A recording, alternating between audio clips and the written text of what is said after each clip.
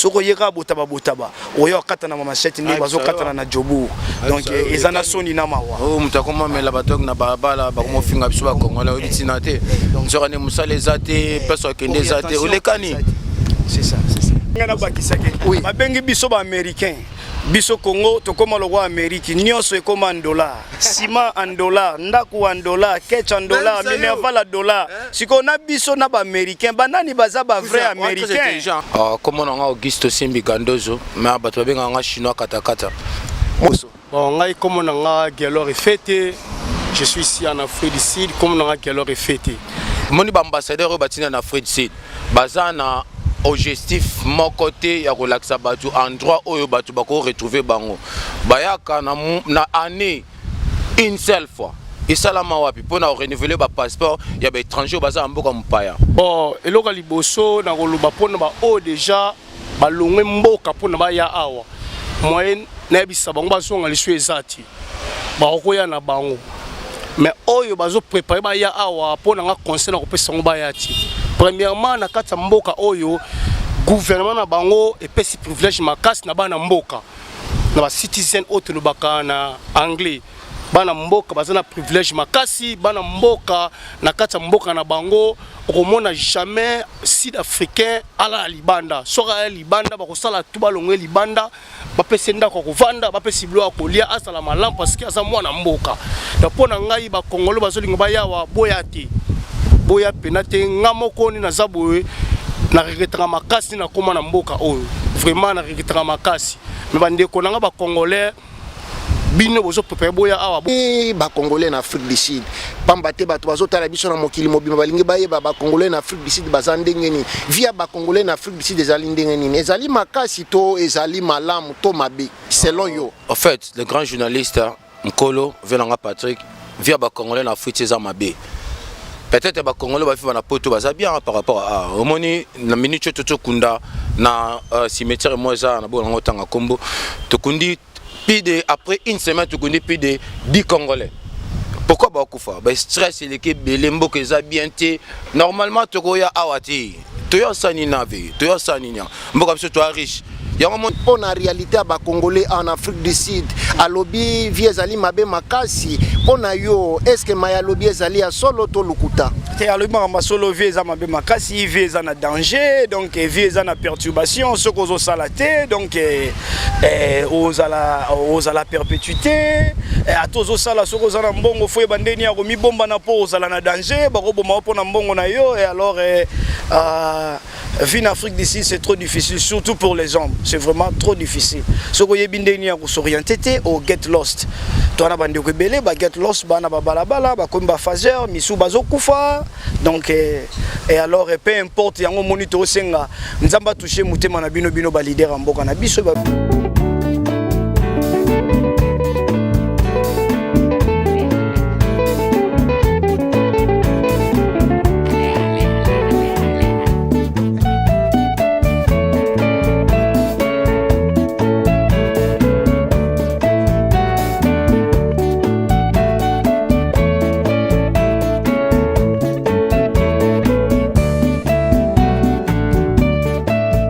ba mama bandeko wa bolingo mbote na bino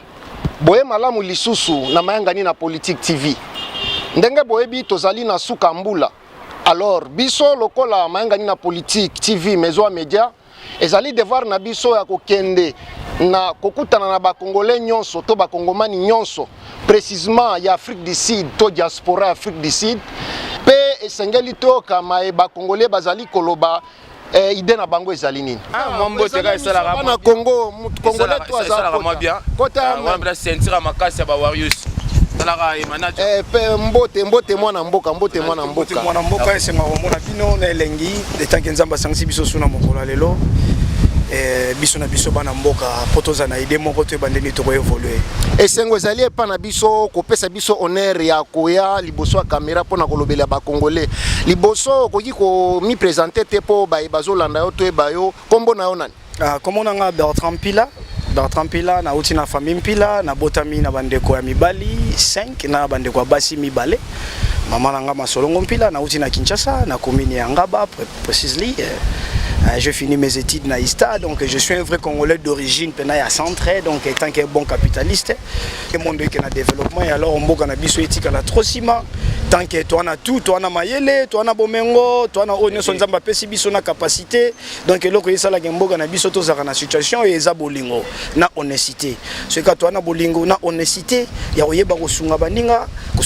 za kosunga bandeko za kosunga mboka. Donc vous voyez qu'il y aura des évolutions parce que na minute on peut pas rester comme ça na oyo totangi na ba qualification to wana ngo na ba misalo to wana ngo na maboko to sela ka bande ko misuna mboka na bango tanke photo zonga to ke sala ngo na mboka na biso moko to bande ni to go chichi ba na biso to la gisa bango batika na ngo pe tanke héritage to tonga pe héritage na mboka na biso tanke otonga na ba mboka bande ko mususu. Donc on n'a pas vraiment beaucoup à dire to senga na bino ba kondia mboka boyeba nini oboko sala honnêteté ce ka to za honnête to za na bolingo bo mona ke tout va aller dans les devants. Merci beaucoup Nasuki. Merci mingi, mais avant tout tika we sengeli toka mwana mboka Auguste auti koloba wana motema pasi biso batozo landa ye nanga moko na kimpasi pona réalité ya ba Congolais en Afrique du Sud. Alobi viezali mabe makasi pona yo est-ce que maya lobi ezali ya solo to lukuta? Te alobi ma solo vieza mabe makasi vieza na danger donc vieza na perturbation ce qu'on zo salaté donc aux à la perpétuité à tozo sala soko zana mbongo fo bandeni ya komi bomba na po ozala na danger bako boma po na mbongo na yo et alors vivre en Afrique d'ici c'est trop difficile surtout pour les hommes c'est vraiment trop difficile soko yebindeni ya ko s'orienter au get lost to na bande ko belé ba get lost bana ba balabala ba komba phaseur misu bazo kufa donc et alors peu importe yango monitor senga nzamba toucher mutema na bino ba leader mboka na biso ba bandeni boy ba po biso pe toza ba leader on peut aussi être là to sala kutu ya makasi poto koma na point soki tangu musu biso toza wana il y aurait un peu de changement pour toza na mutema wana ya place ya passe yo uti na ndengo souffrir na oyo moni ndenge bandeko bakufi muso azo kufa pona mbongo na ye moko azana ngona poche oyo azu ya salaire na ye mais ba bomiera pona yango donc et alors mboka na eza riche na nyonso soka zaki na mboka na ye ta muso lingo komela été donc c'est un peu ça il a tout parfaitement 100% raison donc c'est un pays du danger na sepeli mingi mais yokolo baboni na conseil ya pesi ba Congolais basi bayoki maemwa na mboka Auguste alobaki na zongelo pe même mutuna pona kotuna okolo baboni na ba Congolais o bazali na nzela bazali koya en Afrique du Sud pe ba Congolais o bazana Congo bazo planifier na nubaya na Afrique du Sud compte tenu aba makambo uti koloba na makambo mwana mboka Auguste uti koloba yo conseil na bango conseil na we pa na bango ezali nini? Et alors, conseil dans le Sabino, il faut se préparer. Ce que l'ingo c'est migrer, il faut bien se préparer. Il faut se préparer. Il place nazo kende wana. Mboka ngwe zandenge nini, mboka ngwe salaka nini, au moni différence entre bisona ba noir na mindele c'est un peu ça. Mindele sera linga kende place. Faut investiguer yango faut luka yeba qu'est-ce qui se passe là-bas. Faut se préparer à yeba que note na koya na mbilinga oyo te. Donc faut se préparer tout d'abord premièrement na langue, faut se préparer financièrement tant que roya ozala ndenge nini pour s'orienter et alors faut se préparer pena lukana za na place moko boete na ozana danger parce qu'on ne sait jamais. Donc c'est un peu ça. Pour aller dehors, pour aller s'immigrer, il faut bien préparer, faut bien se préparer. Koyate botaba po eroko melo kilo, oyeko beba, to yeko kufa, to lekani o meli drogue, to meli bimela donc et comme aux parents ou ba famille de Kimeorke ezayo moko alors faut tchango na maboko nzambo se préparer oyebi langue oyebi koloba anglais oyebi nini oko sala le temps qu'est-ce oya musala maboko menuisier maçon boye chef cuisinier boye call center ya osala na banque to na ba hôtel donc tu te prépares à ça oyebi que notion na komi ça peut me prendre 3 ou 4 mois on a s'orienter sous na langue bon on a zo musala ne bandeli na s'orienter na vinanga soko yeka botaba oyo kata na mama chete ni bazo kata na jobu donc ezana soni na mawa oh mutakoma mela batok na babala bakomo finga biso ba Congolais obitina te nzora ne musala ezate peso kende ezate olekani c'est ça. Merci mingi na kobomba bino tamula ite mais tozana suka mbula bon Total, la liberté de soi de la démocratie soit faite avec une vérité qui va pousser la situation d'être vraiment bon orientée et avec la paix, la conviction morale, et ça la tout ça là 18 ans 15 ans passés, on a eu des élections mais il y avait eu match corruption donc et même biso sous la guerre. Alors élection on est en élection comme ma peace parce que peace est un most divine. Oh nzamba tcheli biso peace ne muté ma biso na évolution et développement. Si on a piscité, on aura toujours des désordres. Ce beau salaire élection on a désordre, il y aura aussi la continuité du désordre mais c'est tout ça là en haut la liberté, il y a choix d'expression et démocratie. Il y aura des bonnes continuités. Merci mingi. Nazongali na mwana mboka Augusto katakata autrement appelé chinois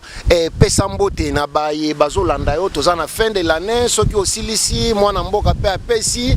tokabwani na bino puisque toza na plateau spécial toyambi ba congolais mususu na moni ba congolais bazali ebele bazolega po baloba bakonzi ya mboka bayoka mwana mboka Augusto micro eza pana ya mbote na pesi kaka na vena biso général ya chef d'état-major Jean-Pierre Bemba veko bossa na te responsabilité za maboko na bino voilà le temps pour Congo se développer toza esu na bata kalati moni pouvoir résoudre na maboko ba noir bino mobo mo na ndenge na mincho mundela zo lela que pouvoir résoudre na maboko ba noir c'est-à-dire Congo il faut développer net Amérique d'Afrique pour que Congo se développer tous les pays dans le monde entier et se développer donc ta yango yo ve boza makamna maboko les sommet fo mona bao kimbuta oba petino bana lingwala ave bofungola misu toyebi ke bosala makambo mabe osenga déjà pardon mais bofungola misu bosa makambo na maboko to développer to bongisa Congo bambote yonga za na yango wana grand journaliste pour bakande ezebele mboka na biso développer ti c'est ça. Merci mingi mwana mboka yo pe micro eza pana yo pesa mbote na baye bazotala yo. Ok,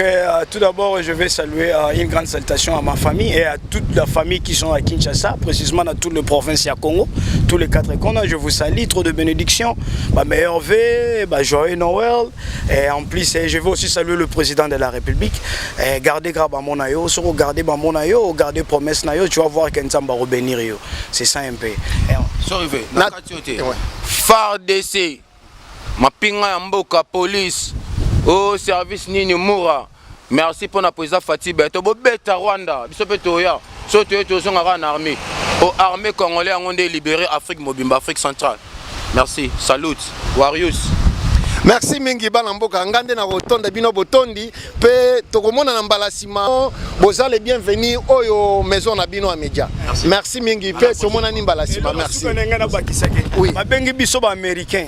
Biso Congo to koma le roi Amérique nyonso ekoma en dollar ciment en dollar ndaku en dollar ketch en dollar minerval en dollar siko na biso na ba américain banani baza ba vrai américain rappelez locaux pour rappeler moi si j'ai mort est-ce que namboko so mona bia 5000 nanute namboko mbongo ba na kombe so yebi ça bon e bandina incense ya libende tala yango kutu na rola kisabino na anango donc avant na koma na papier fona zana na point soyo so na anango te na koma na papier